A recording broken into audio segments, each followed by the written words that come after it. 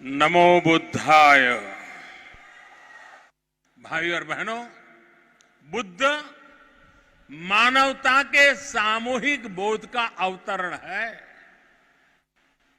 बुद्ध बोध भी है और बुद्ध शोध भी है।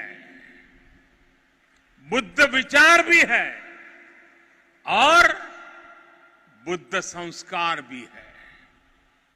बुद्ध इसलिए विशेष हैं कि उन्होंने केवल उपदेश नहीं दिए, बल्कि उन्होंने मानवता को ज्ञान की अनुभूति करवाई। उन्होंने महान वैभवशाली राज्य और चरम सुख सुविधाओं को त्यागने का साहस किया। निश्चित रूप से उनका जन्म किसी साधारण बालक के रूप में नहीं हुआ था, लेकिन उन्होंने हमें यह एहसास करवाया कि प्राप्ति से भी ज्यादा महत्व त्याग का होता है। त्याग से ही प्राप्ति पूर्ण होती है। इसलिए वो जंगलों में विचरे, उन्होंने तप किया, शोध किया।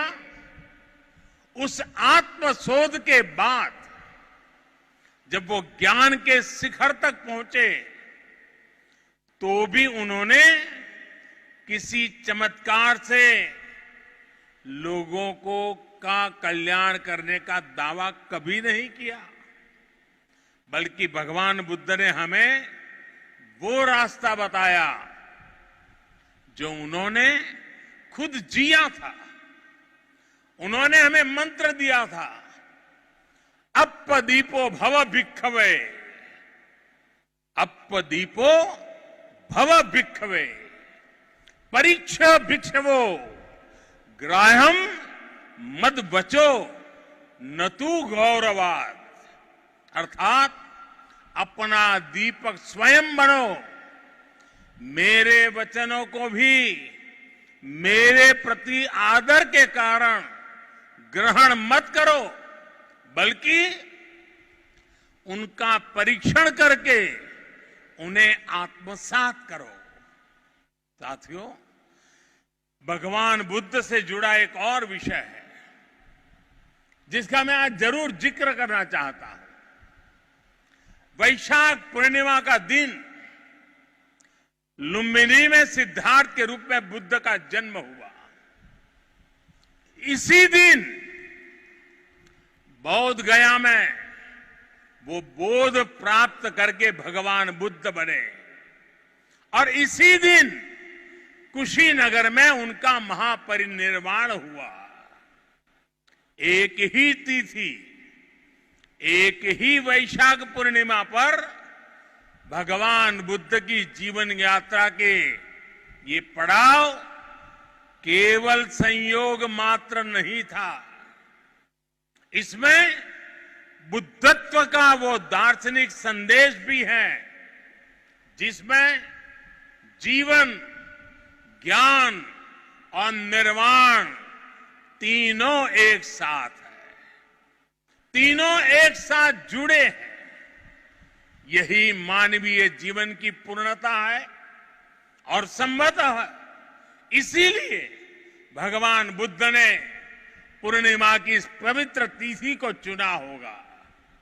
जब हम मानवीय जीवन को इस पूर्णता में देखने लगते हैं तो विभाजन और भेदभाव के लिए कोई जगह नहीं बचती।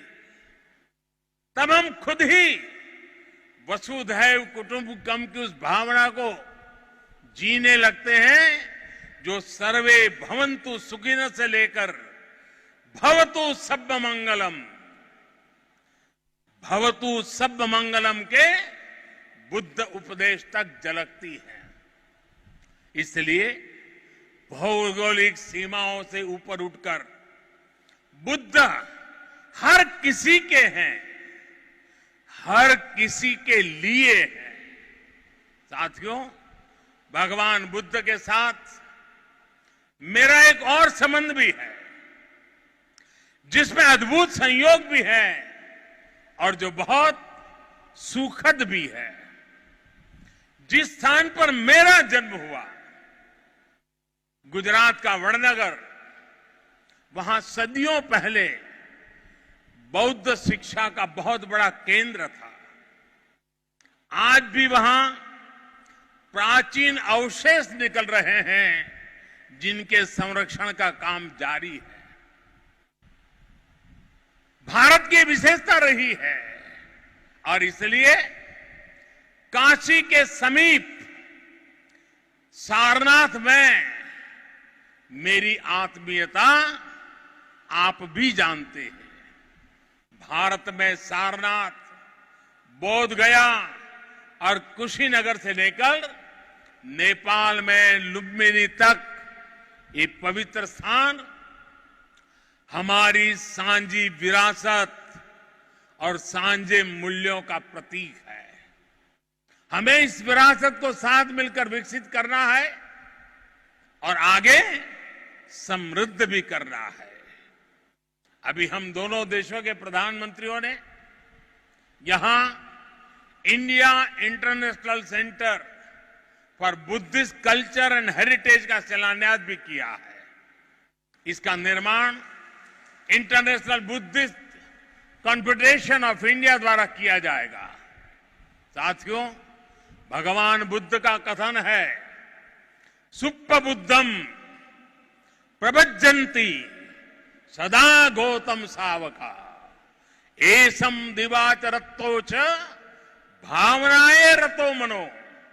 अर्थात जो हमेशा मैत्री भावना में, सद्भावना में लगे रहते हैं, गौतम के वे अनुयायी हमेशा जागृत रहते हैं। यानी वही बुद्ध के वास्तविक अनुयायी हैं।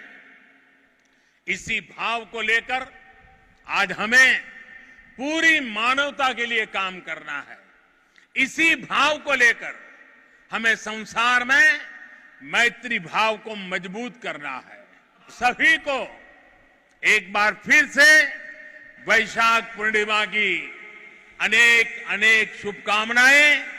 नमो बुद्धाय, नमो बुद्धाय, नमो बुद्धाय।